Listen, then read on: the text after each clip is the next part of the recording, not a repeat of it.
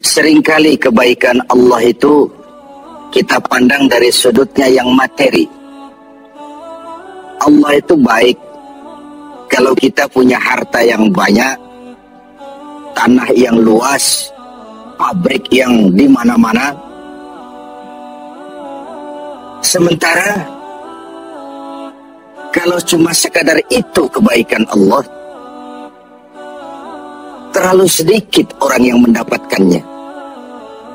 Padahal kebaikan Allah tidak pernah berhenti dan meliputi seluruh makhluk yang hidup ini.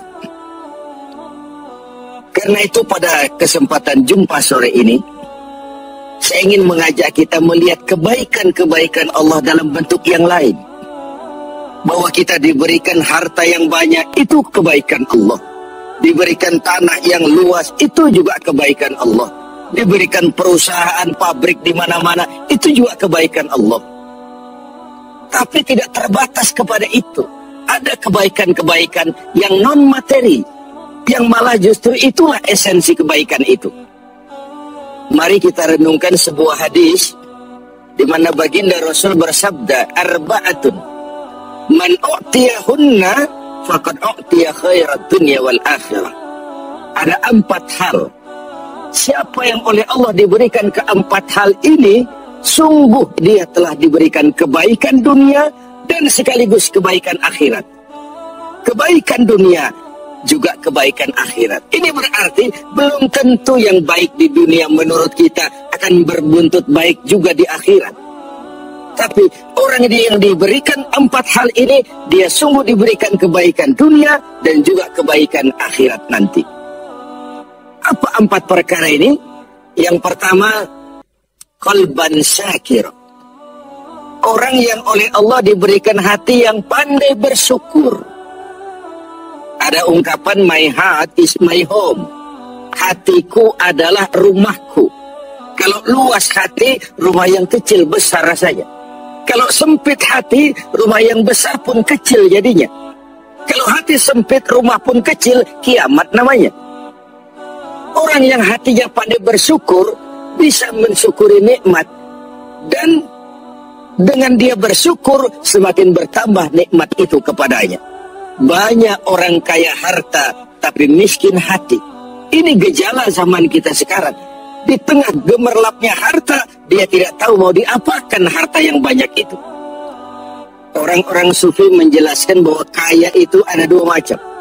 Ada kaya majazi dan kaya hakiki. Yang disebut kaya majazi, kaya artifisial. Lahirnya dibaluti harta, tapi hatinya miskin. Hidupnya sudah serba ada, tapi dia masih merasa kurang. Rumahnya sudah titik air liur orang melihatnya, tapi dia masih merasa belum apa-apa.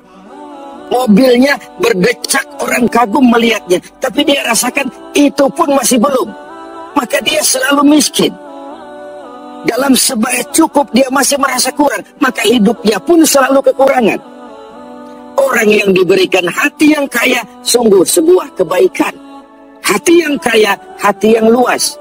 Kalau hati luas, tandanya 2, bisa mensyukuri nikmat dan tidak mengingkari apa yang diberikan Allah kepadanya. Tapi orang yang hatinya sempit biasanya tidak pandai mensyukuri nikmat. Dan lebih celaka lagi ini, tidak senang lihat orang lain mendapat nikmat. Orang seperti ini ya susah gemuk. Sudah tidak bisa mensyukuri nikmat, tidak senang lihat orang lain mendapat nikmat. Tetangganya beli televisi saja dia demam. Nanti tetangganya beli sepeda motor, dia makin gawat, masuk rumah sakit. Di rumah sakit dengar tetangganya beli mobil, mati dia. Disiksa oleh perasaan sendiri. Begitu orang yang miskin hatinya. Orang yang diberikan hati yang pandai bersyukur, sudah diberikan kebahagiaan dunia dan kebaikan akhirat. Ini yang pertama. Yang kedua, walisanan zakira. Orang yang diberikan lidah yang pandai berzikir, menyebut nama Allah dalam artian yang seluas-luasnya. Tasbih ya zikir, tahmid ya zikir, tahlil ya zikir, Tapi ada fenomena lain.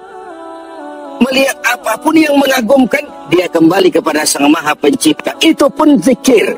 Melihat semesta jagat raya, melihat bintang gemintang bertaburan di angkasa, melihat lautan luas terhampar biru membentang, melihat gunung tinggi menjulang ke angkasa, semuanya mengingatkan dia kepada Allah. Itu pun zikir.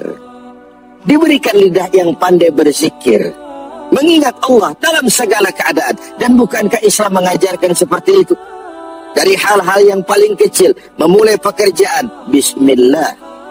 Melihat sesuatu yang hebat, masya Allah. Melihat sesuatu yang luar biasa, subhanallah. Terkejut, astaghfirullah. Berjanji, insya Allah. Semua dikaitkan dengan Allah. Inilah zikir itu. Hidup yang larut dalam alur ketuhanan. Yang ketiga, wabadanan alal bala'i sabir. Beruntung orang, diberikan kebaikan orang kalau dia dikaruniai badan yang tegar menghadapi bencana, tegar menghadapi cobaan, kuat menghadapi tantangan. Tantangan itu penting. So, kalau tidak ada tantangan, kita akan tidur. Cobaan juga kita perlukan, tapi kalau kita tidak sanggup menahannya, larut oleh cobaan itu, kita akan kalah karenanya. Orang yang baik, diberikan kebaikan dunia akhirat, punya badan yang tegar menghadapi cobaan. Apa cobaan Allah? Dua macam. Satu ayat menjelaskan, wa nabluukum bil khairi wasyarri. Kami akan coba, kami akan uji kamu dengan yang baik dan dengan yang tidak baik, dengan yang enak dan dengan yang tidak enak, dengan yang menyenangkan dan dengan yang tidak menyenangkan. Bukan cuma sakit cobaan itu, sehat pun ujian.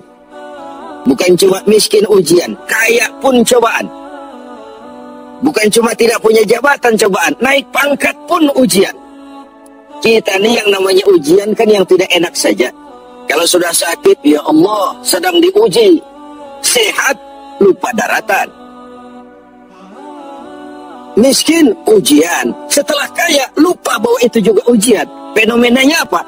Banyak orang lulus ketika diuji dengan kemiskinan, tapi gagal berantakan setelah diuji dengan kekayaan. Ketika miskin dia hamba Allah, setelah kaya dia pindah menjadi hamba harta.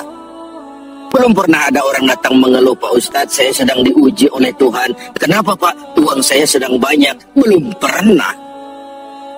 Kalau sudah bangkrut, miskin, baru merasa diuji. Bukankah sejarah syarat dengan contoh? La nufarriqu baina ahadim min rusuli. Kami tidak membeda-bedakan para rasul. Tidak ada rasul yang dianak emaskan. Semuanya diuji, semuanya ditempa, semuanya digembleng. Semuanya tegar seperti batu karang di tengah samudra. Walau tiap hari dihempas ombak, dihantam gelombang, dia tetap berdiri dengan tegar. Begitulah orang yang diberikan kebaikan oleh Allah. Lain dengan orang yang loyo, sedikit kena kesulitan seperti ayam sampar, kerakap tumbuh di batu, hidup segan mati pun tak mau. Skeptis, pesimis. Apa yang bisa kita lakukan kalau dasar hidup kita sudah skeptis dan pesimis itu tadi? Hidup ini adalah cobaan. Semakin tinggi kualitas keimanan, semakin berat cobaan itu. Semakin kokoh berpegang kepada agama, semakin kuat pula cobaan datang menerpa.